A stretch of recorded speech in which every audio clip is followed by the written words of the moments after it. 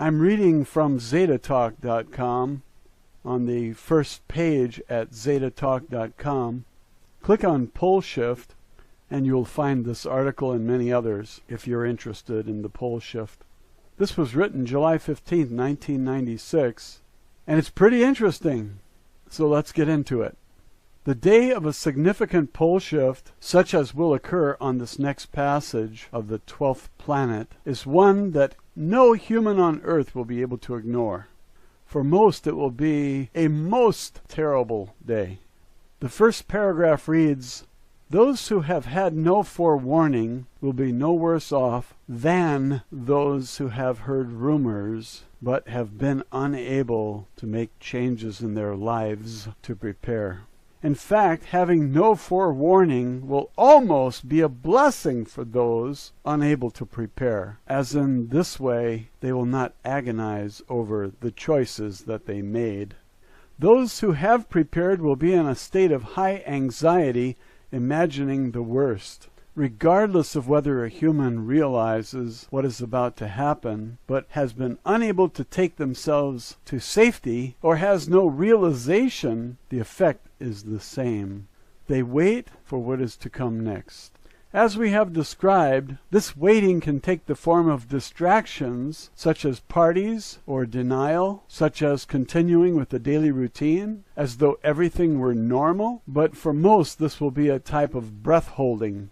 They're in shock from the time they realize that the Earth has stopped rotating until the pole shift. They are essentially in shock for days. That will certainly be a time of panic. And I think it will be a time of chaos. It will be a time of criminal activity. Everybody that you thought was your closest friend will turn out to be your worst enemy because they know what you have.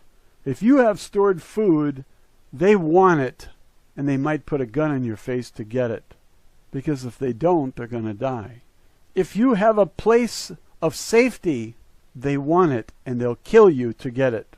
So nobody is safe. Even those who prepare are not safe. Next paragraph. For those along coastlines, the hour when the Earth's crust moves along with the core to its new position is not the time of trauma until the Earth's core and crust stop. Now imagine that. It's like riding in a truck with a jacuzzi in the back, full of water. And when that crust moves, it's like the truck taking off real fast. All the water goes sloshing, and when it stops, the water sloshes again. I would not want to be near the coast. Continuing. It is then that the massive tidal waves roll slowly up into the coastal areas, first on one side of a body of water, then later when the water sloshes back on the other side. Both tides are equally as devastating, starting and stopping. It's like trying to ride in the back with the jacuzzi and not get wet. Only this water doesn't just wet you. It knocks down buildings and drags everything across the land on the way in and across the land on the way out, dragging all the people, buildings, cars, and everything out to sea. Being on high ground along the coastline is no safety factor if the water has nowhere to go, as the press of water behind the wave head will force the water up when meeting a barrier, so one is flooded anyway. You might recall that they found whale bones at the tops of mountains, so this water will go to the highest peaks temporarily. And the whales that they found at the tops of those mountains had bones broken, and they were all ages, which means they died in a catastrophe. So all you people out there who said, "I've got a garden and I can survive," your garden will not save you. Continuing, riding the waves results in being dashed against barriers, and allowing the wave to engulf one is a certain drowning. Fortunately, a painless death. Thus, those along the coastlines die from tidal waves almost invariably, if they are not dead already.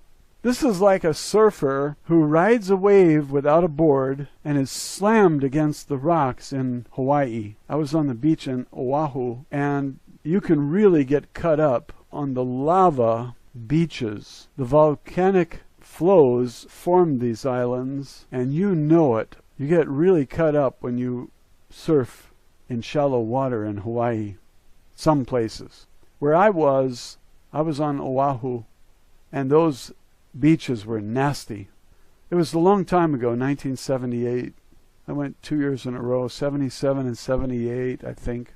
I don't remember too much. I can't tell you the specific beach, but I remember you can really get... I was surfing, and I really got cut up.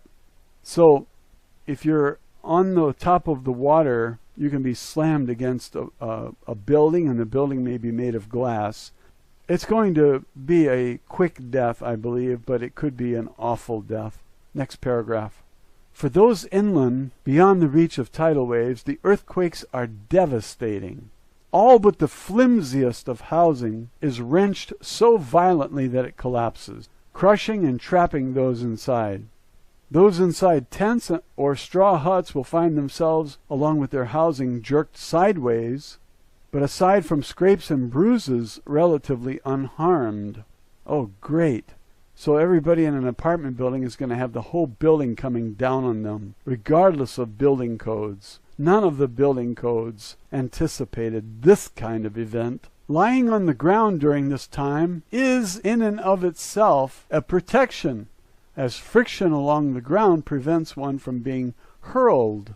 In the cities, structures collapse, creating the scenario seen after major earthquakes in the extreme everywhere. Some people are going to suffer a terrible death. In California, there were people trapped in a building that fell for a week. Awful. And some of them survived. Very few.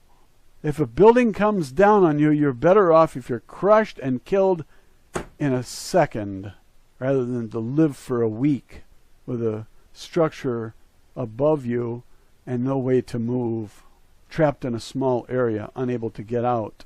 And nobody will be able to save you. Whereas in California, they had all the rescue workers there lifting off the stuff, and they pulled the guy out finally. Had dogs looking for the live people and the dead bodies. The injured die from lack of treatment, and the living soon sicken from drinking sewage-contaminated water. And with transportation blocked on all sides, starvation soon takes its toll also. Have a nice day. Sorry, folks. I think it's better for you to experience it here with this video and have some idea what's coming than to close the door on this information and wind up in a situation where a building is coming down on you. The pole shift will be preceded by days of darkness on one side of the earth and days of light. You can do something in those times, because at that point you will know we're in for a pole shift. I would grab a shovel and drive to the country, dig a hole, and if there's a powerful wind, I'd get in the hole. Make sure you have water, because you're not going to last long without water. Food, you might last a month, maybe, but the water will be worth its weight in gold. Next paragraph. Those living on subducting plates that border the oceans will find themselves covered with a depth of ocean water that they cannot resist. They will surely drown. That means all of India, over 1 billion people, will drown in India, because the Himalayas will push right over this island of India. It was an island 40 million years ago when it reached the continent of Asia and pushed up the mountains. Well, this time it will subduct, we're told, and India will go under the water. Now, Bangladesh is already sinking, and so there is some validity to this. Indonesia has already sunk. Those situated where rapid subduction occurs on areas above sea level may find themselves on hot earth during the moments following a pole shift, when the crust stops moving and the plates in essence slam into each other like a train whose engine suddenly comes to a stop. Now, when those plates crush together, it creates a lot of heat, and it melts rock. And you don't want to be near that hot rock. So you might do well to know a little bit about the tectonic plates. Now, you can do this in advance Whether or not there's a pole shift, it won't hurt you to know this stuff. I don't think there's any place on earth that's absolutely safe. If it isn't the ocean sloshing, the rock melting, and the winds blowing, then you can look up in the sky and see all the petrochemicals raining down upon you. If there's any oxygen in the air, it will burn those petrochemicals. You'll see fire coming down from the sky, meteors showering down on you with an average weight of 70 pounds. And as they're coming into the atmosphere, they have fire because they're hot, and they will ignite those petrochemicals, and it will burn up all the oxygen in the air. So you suffocate from a lack of oxygen. So tell me where it would be safe, because I'm dying to know. You guys with your gardens who are writing to me and telling me you're going to be safe because you have a garden, you don't know what you're talking about. A knowledge of the tectonic plates is vital, because when these plates crush together and the rock melts, you're going to cook. She says, here, I'm talking about Nancy Leader, she says, here height helps, as the greater the distance from where the friction between the crusts is creating heat, the better. So she's saying, find out where the contact points are between the crustal plates, and get the hell out of there. Get as far as you can from there when you have these days of darkness or light. In China, they're going to have darkness. In New York City, they're going to have noonday sun for 3 or 4 days. So if the sun does not set and it's midnight, and it's still straight up there in the sky, the earth has stopped rotating, it's time for you to get out of the city. Get away from the coast and get away from the tectonic plates. I don't know if you're going to be able to buy gasoline. And Nancy has been reporting there will be cars scattered all over the place, abandoned because they ran out of gas. How can the truckers bring in the gasoline if everything is in total chaos? It'll be pandemonium. If you want to buy your gasoline now and store it somewhere in a garage or somewhere in gasoline cans and not tell anybody because they'll kill you for it, that might be a good idea, but I don't know what's a good idea at a time of panic. I've been in California earthquakes many times, and the worst ones you can't prepare for. How can you prepare for a building falling on you? How can you prepare for a freeway falling on top of you? And then combine that with the tectonic plates crushing together, heating up, melting rock, winds blowing, petrochemicals raining down from the sky, meteors falling on you. It will be a most terrible day. When these plates crush together, the heat can be great enough to melt rock, as witnesses who have survived such terrifying sights attest. Volcanoes, active and inactive, will explode violently, covering the surrounding areas in raining rock and dust and superheating the air so that all life nearby is extinguished in a wink. Next paragraph. Lightning and firestorms from falling walls of flaming petrochemicals formed during the interaction of gases with volcanic heat and continuous lightning cannot be predicted.